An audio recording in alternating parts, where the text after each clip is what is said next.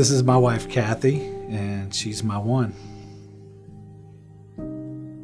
I was diagnosed in May of 2013, but the story I kind of like to begin with, it didn't really start there. It started in 2011 with my journey. I was watching my best friend, Emily. She was posting on Facebook. She was walking in the Susan G. Komen 3-day.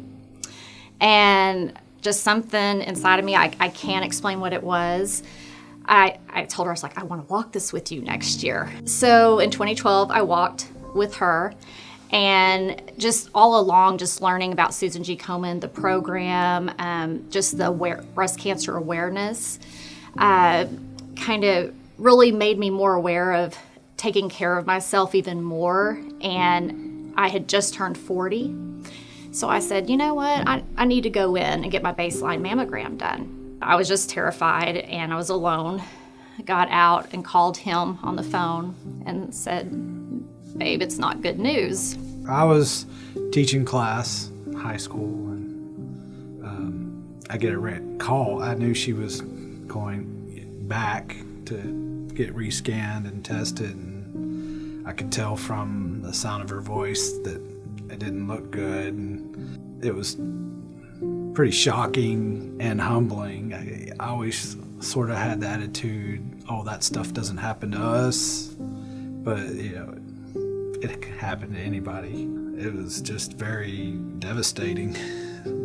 They told me that my cancer was growing at a rate of 25%. Most breast cancers are growing at a rate between 5 to 15%.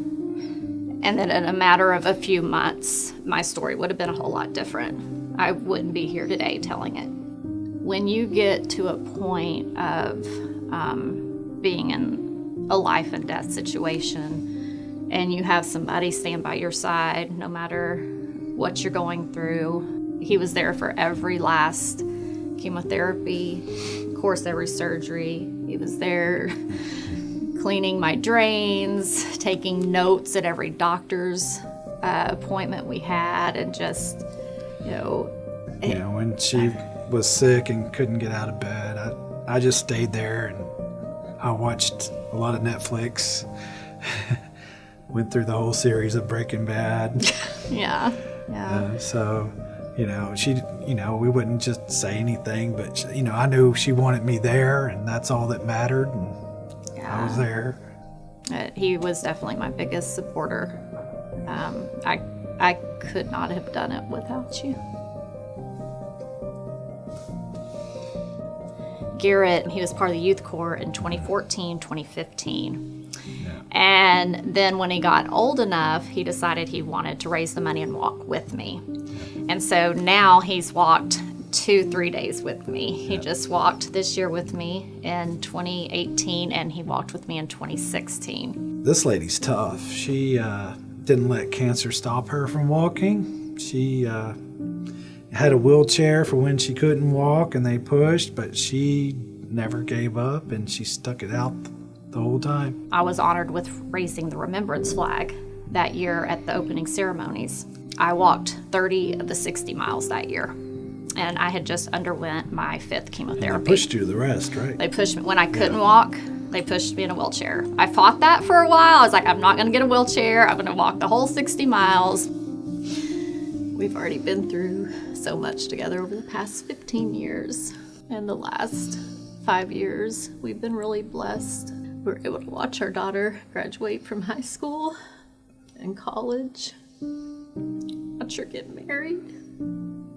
Watching Garrett, his senior year, and Connor, he's in 7th grade now. And I just want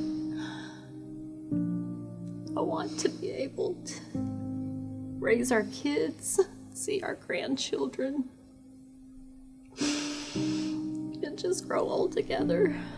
You're my blessing.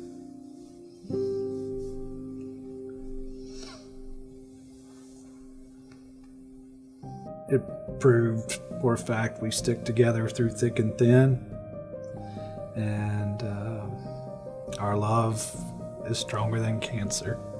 Yeah. breast cancer is unacceptable.